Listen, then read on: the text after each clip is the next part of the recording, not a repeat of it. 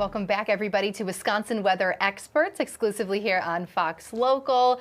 Welcome to another day. We've got a big show today. We're going to talk more about just the devastating flooding that is still impacting areas down towards the south of us. We're going to talk about a chance here locally for some rain and snow mix. We're also going to recap, number one, a severe event that happened 10 years ago, and also talk more about Severe Weather Awareness Week. I know, and that we're right in the thick of the week, right in the middle of it, and that's what we've been talking about all week, something severe weather. We've even had cases of it in our area already, so it's in full bloom, I should say. And we'll start with some other severe weather events that have taken place in other areas just across the country. Some rivers have reached record levels across Kentucky, and afterwards, after days of heavy rain inundated rivers, here's what it looked like Tuesday in Shepherdsville, where the Salt River has overflowed and flooded some streets. You can even see that there, all of that water.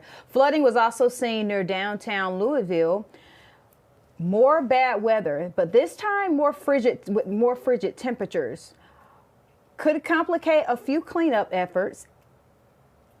The severe weather was blamed for 4 deaths in Kentucky over the past weeks of them having the flooding, and across several states, at least 23 people have died in these storms and flooding. And we've talked about Kentucky over the past couple of days. I mean, historic buildings being impacted by this flooding. It really is just devastating, and I did see reports of some spots within the state of Kentucky, especially in those areas, up to 15 inches of rainfall over the span of, what was that, maybe 3-4 days? Yeah, that's a lot. It is, and it takes so much time for it to recede too, especially when you're talking about rivers that are being impacted. So this really is going to continue to be just a big cleanup process for all those spots that dealt with flooding. Now, another spot, let's talk St. Louis. Haven't really, talked much, but flooding is clearly causing disruptions on the roadways. This is again in St. Louis. Rising floodwaters from the Merrimack River, hopefully I said that right, have forced the closure of Highway 141 in Valley Park. Clearly, I mean, look at that video. The Missouri Department of Transportation closed the highway in both directions around noon yesterday, on Monday, so a few days ago.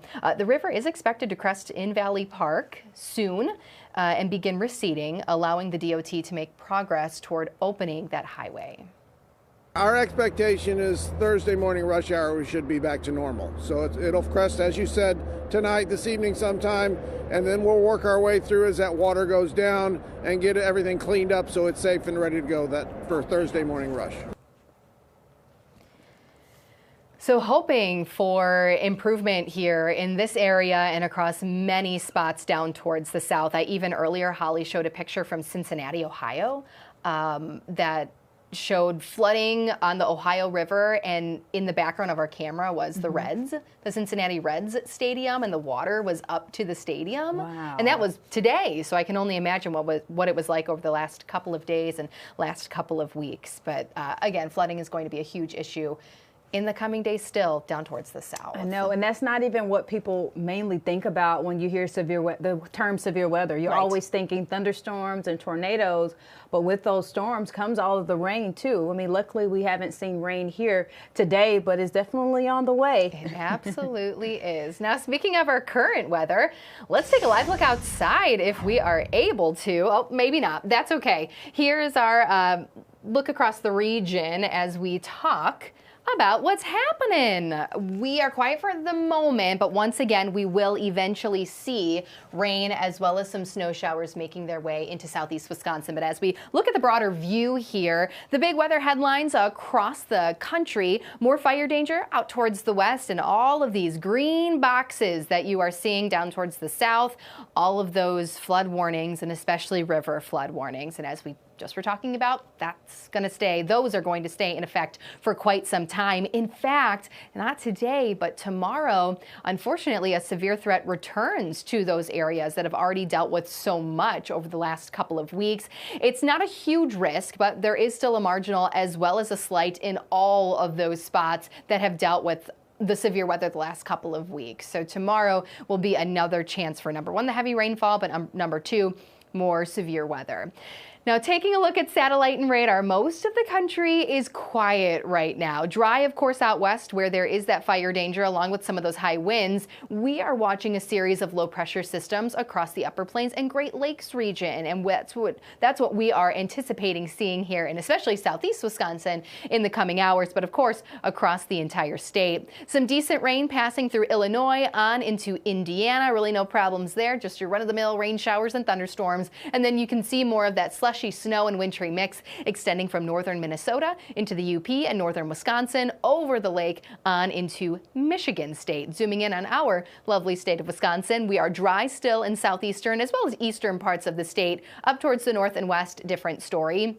There is still some wintry mix far north, and then closer to the La Crosse area on into central parts of our state, it's more of a light rain. So we're dry for now, but that is going to change likely in the next hour or two. Once we hit those afternoon hours, we'll likely see at least some showers making their way into the area. And then later today, we're going to have to watch for dropping temperatures and the possibility for some wintry mix and maybe even just some plain slushy snowfall heading on into our evening hours. But for now, you'll notice how some of that wintry mix continues up north. We potentially see more rain filling in here locally, but then once we hit, maybe even 5, 6 o'clock, we could start to see that change over to a wintry mix and then some slushy snowfall. Accumulation doesn't look great right now, but I do think there is the potential for maybe even up to an inch of slush on grassy surfaces and maybe across some of our northern communities. It really is all going to come down to if we see the changeover, if we see the temperatures dropping. It's all kind of an if right now, but at the very least, this is initially going to begin as rain, and it could get a little bit messy later on in the evening. Now, heading into Thursday morning, you'll notice there will still be some spotty light rain or snow showers early, and then they all, for the most part, stay out west. So those of us in eastern Wisconsin should dry out the remainder of Thursday, but cloud cover is going to stick around. And even on into Friday, there may still be just that band of some showers off towards the west, a little bit more cloud cover here locally, and then we dry out with sunshine returning heading on into the weekend across much of the state of Wisconsin. So that's somewhat of a good thing, right? We're getting through the messy stuff so that we can enjoy the days that matter. Snowfall accumulation looks best across some of our northern communities if we see it at all, but at this point, again, at least an inch on some grassy surfaces or elevated surfaces going to be a possibility, but not until later on this evening. Let's talk temperatures now. Yesterday and the day before, we were watching the warmth out west. It's going to be even warmer across the Dakotas. Current temperatures are already in the 60s in a lot of spots, and look at some of these 70s down towards the south. So clearly the Great Lakes region cooler because we have that storm system in the area and the cloud cover. So we're going to stay in the 40s for now, likely dropping throughout the afternoon, but some of this warmth that we see out west, that's going to be incoming in the next couple of days. In fact, by Friday, we should see a mix of 40s and 50s, and then even warmer heading into the weekend. For today, most spots, because of the cloud cover and rain as well as wintry mix, stay in the 40s, though you can see some of that warmth off towards the west where precip will be ending a little bit earlier. Across southeast Wisconsin, still cool tomorrow, but heading on into Friday, we should at least see some inland areas in the 50s, and then we will gradually see those temperatures warming very nicely on into the weekend, and maybe even into early next week, we'll see 60s sticking around. That's your look across the region. Why don't we take a live look outside right now, and we will have plenty more coming up after this commercial break. A live view in Milwaukee where you can see the cloud cover still with us, just awaiting that rain. We'll talk more in just a few minutes.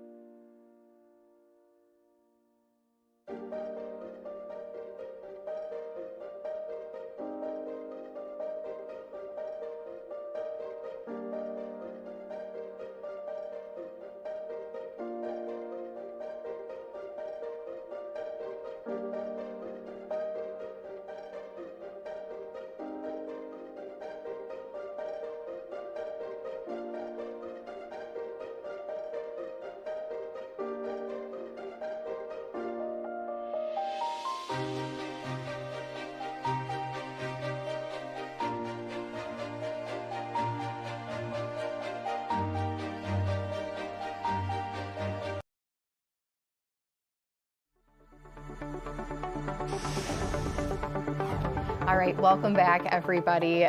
Today in weather history, we are recapping a unfortunately devastating and just massive tornado that touched down in northern Illinois 10 years ago. Holly, I know you weren't here for this.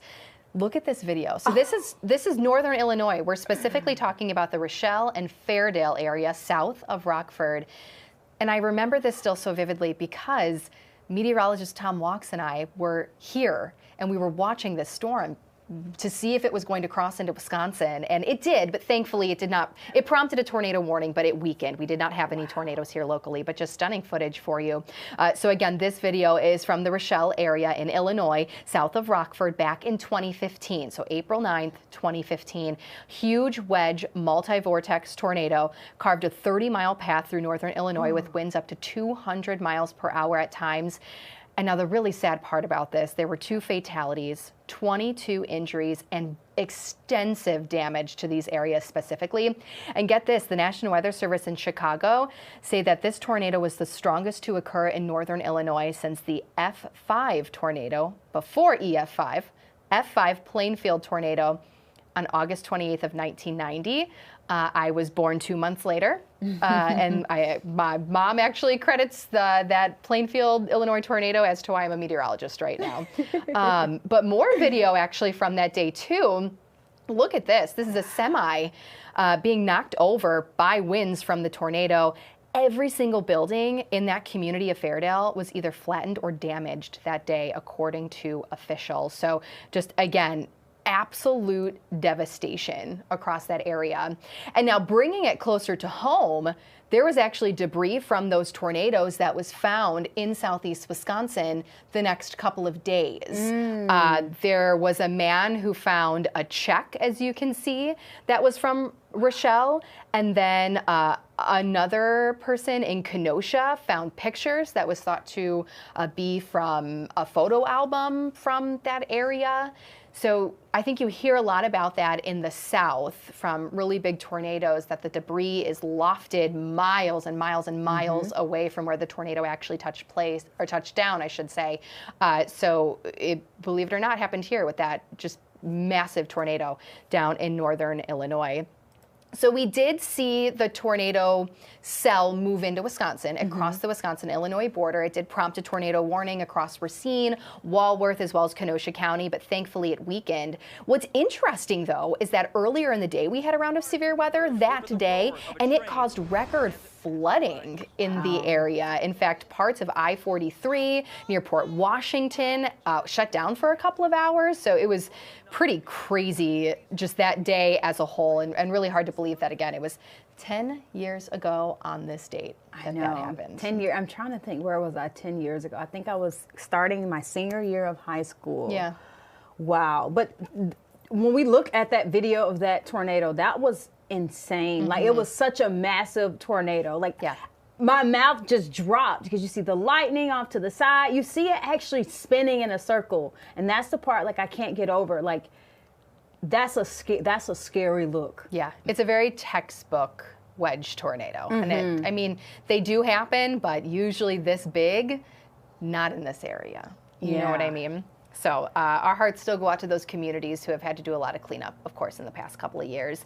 But it is Tornado and Severe Weather Safety Week in Wisconsin. So let's take advantage of this and talk about tornado safe spots. So we all know in a single family home, if you have a basement, that's where you want to be. That is the safest place to be within a single family home. If you do not have a lower level or a basement, you want to be in an interior room away from windows. So a closet, hall, stairwell, all good options. I know a lot of people think maybe bathroom.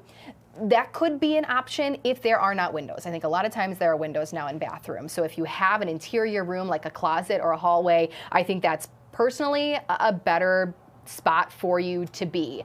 Now, if you are not in a single family home, just a few more little tidbits for you here. if you're an apartment building, still best to get to the lowest floor. I know a lot of apartment buildings now have common rooms, and they also do have specified tornado shelters. When you move in, you're going to want to find where that is, whether it's a stairwell or that common room, whatnot. When you move in, make sure you figure that out. So you know, if you're in a school or in a workplace, there's always drills that take place. You should know where your safe spot is. A lot of times, again, it'll be very similar, an interior hallway or a stairwell. If you're in a mall or maybe a big box store, bathrooms, storage rooms, just away from windows. And now if you're outside or traveling, if you can safely drive to a shelter, that is better than laying in a ditch, but only if you think you can get there before this storm reaches you. Otherwise, unfortunately, your best bet is to do that old school lying in a ditch or in a ravine. And then tomorrow, Thursday, statewide tornado drill, both at 1:45 and 6:45. So just a reminder for you there as we continue Severe Weather Awareness Week across the state of Wisconsin. Such a big week, and we have a lot of changes here too, as far as not necessarily changes, but easier ways to kind of help you guys stay safe. We have a new way to keep you safe this severe weather season with a look at our new crawl system, our warning system, and we're going to hear from Chief Meteorologist Tom Wachs.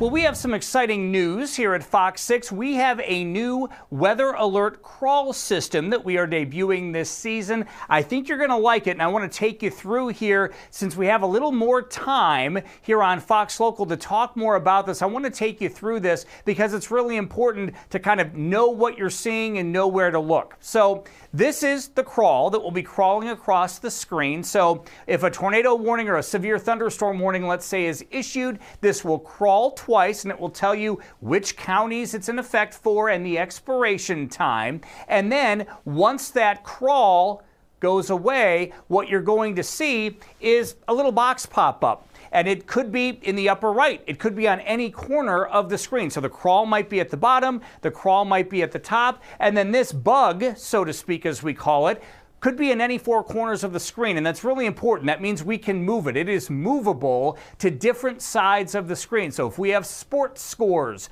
for example, we can move this to different sides of the screen. And what you'll notice here with this, it'll have the hazard, so in this case, severe thunderstorm watch, and it will have the county and the expiration time, and then this will tick through to the different alerts and the different counties that are impacted. So what you might notice here, we don't have the map on the screen anymore. So it's really a very simple layout. And what this means when you see this, you'll occasionally see us cutting in if it's a severe thunderstorm warning. Obviously, if it's a tornado warning, we will be covering up whatever programming is on because, again, the tornado warning is the most important thing, right? So we will be on the air for that. None of that changes in terms of how we cover the weather. However, what's nice about this is it's kind of a very low profile. It's in the corner of the screen. It gives you that information, and then you can seek out more information by going to the Fox 6 Storm Center app, for example, or coming to Fox Local for more information. All sorts of things. We have all sorts of tools for you during severe weather season when it comes to all of these different alerts. But again, this is how it's going to look on the screen. It will start again with that crawl, and then the crawl will drop out and it will switch over to this bug, as we call it. But again, no map any longer, so it's really more of a sleek, easy to read alert system that will make it so that you can read those alerts, but at the same time, it's not taking up huge real estate on the screen. So you can still watch the sporting events or the shows that are still on screen, but just keep in mind, we will be cutting in during these events as well, especially for those tornado warnings or high-end severe thunderstorm type events. But this gives you an idea of what this looks like once we start to really get into severe weather season. All right, thank you, Tom. Yes, great information because it will look different. It might take a few of you by surprise, but remember, it's all to keep you safe. It's all for, easy reading. And like Tom mentioned, if necessary, we, of course, will still be cutting into programming if we have to. Mm-hmm. Okay, well, we have plenty more coming up. Let's take a live look outside right now. This is our view in Milwaukee. This is our beautiful city, and stuck under the clouds for now, but dry. Rain is on the way. We'll have more coming up on Wisconsin Weather Experts after this break.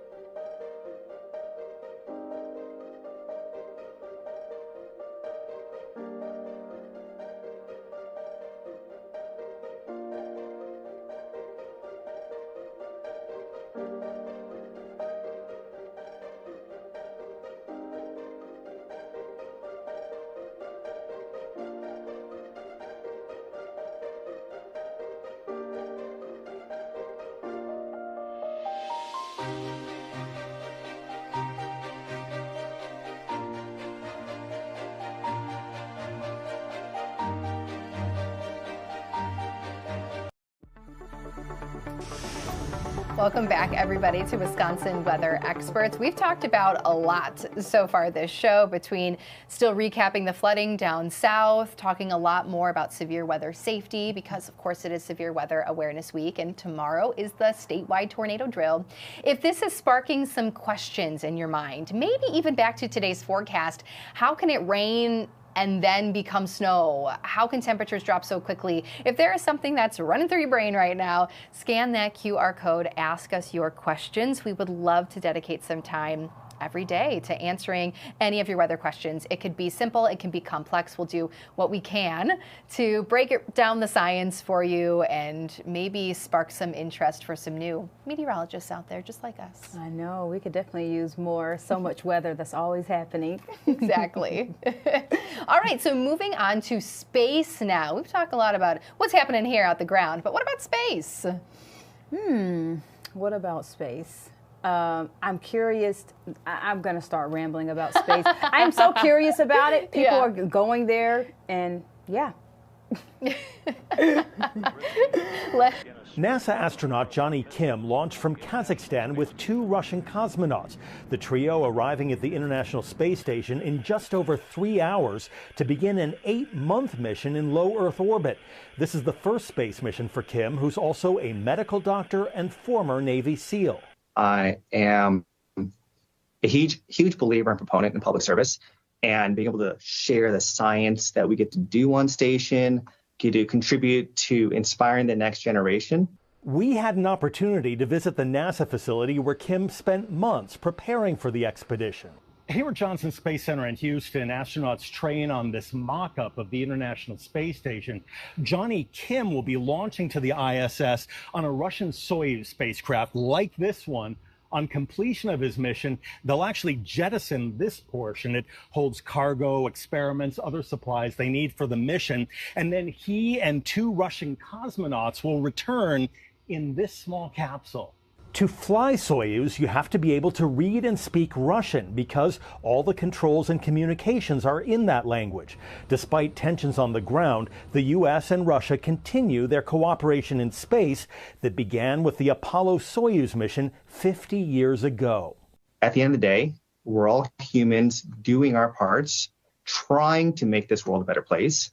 And that's no different with my friends that I get to go to space with, my Russian cosmonauts. Johnny Kim says he's interested in answering questions about the effects of long-duration spaceflight on the human body to better prepare astronauts for multi-year missions to Mars and beyond. In Atlanta, Jonathan Seri, Fox News. Yeah, you guys, so that was the latest American that arrived to the International Space Station, and we thank Jonathan for giving us a little bit more of that insight on what's going on, not necessarily here on Earth, but as they go beyond in the galaxy. Fascinating stuff, absolutely. Okay, take a look at this. Close call in California. Elephant down? No, we promise you, that's a sculpture, but it did spark a few calls to officials. Some really concerned residents of this area reporting a fallen giant in Palm Springs. California sent animal control as well. So it turns out the only casualty was a life-size statue, a victim of breezy weather. Reminder to keep all those lawn ornaments secured on those windy, windy days. I mean, it does look a little lifelike, doesn't it? Yes. I wonder if it was loud when it fell, or like, did they notice, you know, because it seems like it's made of like steel and it's just like boom, you know? Yeah. So I guess it could be light too if it's hollow inside. Yeah, that is true. Who knows? Who knows? Well, we covered a little bit of it all today, didn't we? Thanks for tuning in to another